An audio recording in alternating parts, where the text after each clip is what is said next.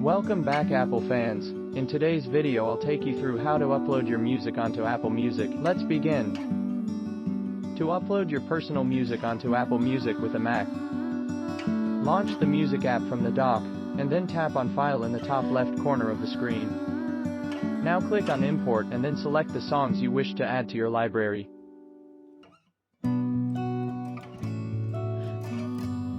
Once done, click on Open and then tap on Recently Added under the Library tab to view the songs you just uploaded.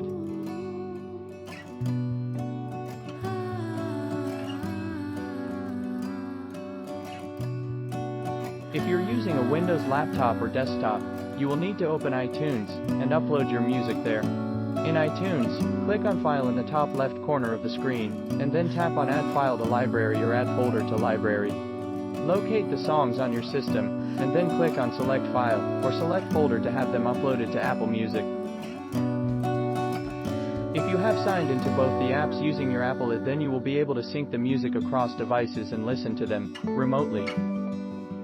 That's it for this video. I hope it was helpful, and you have been able to successfully upload your music onto Apple Music. Until next time.